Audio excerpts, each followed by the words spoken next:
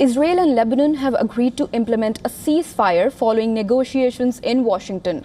But despite the truce, Lebanon is on edge.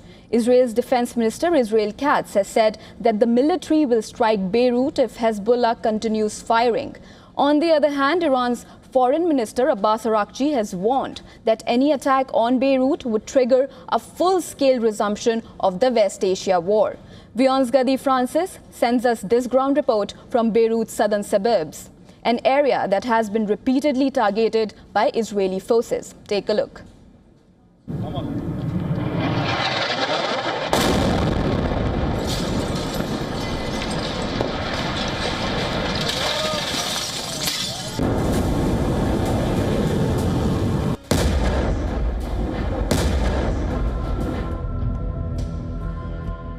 Thick smoke billows across southern Lebanon,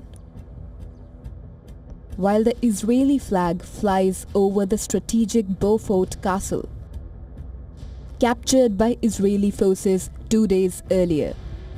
Israel continues its military campaign against Hezbollah despite a US-mediated understanding that had temporarily averted strikes on Beirut's southern suburbs.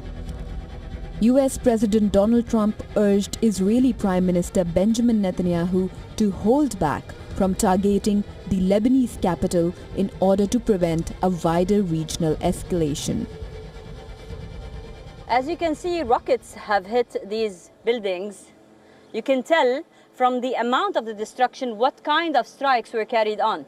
According to the reports, around 300,000 Lebanese homes were destroyed in the past 3 years. Most of these have been destroyed while it was linked a ceasefire. So in the times of ceasefire, around 60,000 Lebanese homes were destroyed in 2024 and 2025. And in 2026, around 60,000 homes were destroyed by the Israeli strikes. And the dystopia is that they still call it a ceasefire, while they think that a ceasefire is not attacking Beirut, and they remain restrained in Beirut. Every day, on the hour, there are people being killed in South Lebanon, and there are homes being destroyed in South Lebanon, and there are whole towns that have been reduced to rubble in the border line. Under the understanding announced earlier this week, Hezbollah agreed to halt cross-border attacks, while Israel stepped back from threatened strikes on Hezbollah strongholds in Beirut.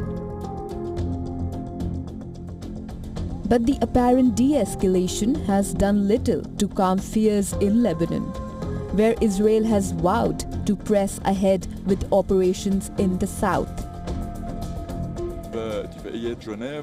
Geneva Conventions and international humanitarian law state the implementation and preservation of safe passages to these villages. This is a main demand today, which we should be aware of and demand. Klaya village is deeply saddened by the hit on the son of the town, the doctor and his 2 children who are university students, while they were on the road, returning from their university exams.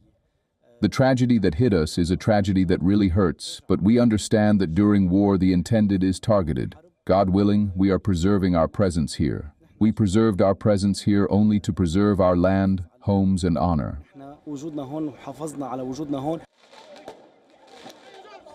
According to Lebanon's health ministry, nearly 3,500 people have been killed in Israeli attacks since March, including women, children, and medical workers. Israel has since launched its deepest incursion into Lebanon in more than 2 decades, while Hezbollah has responded with missiles and drone attacks.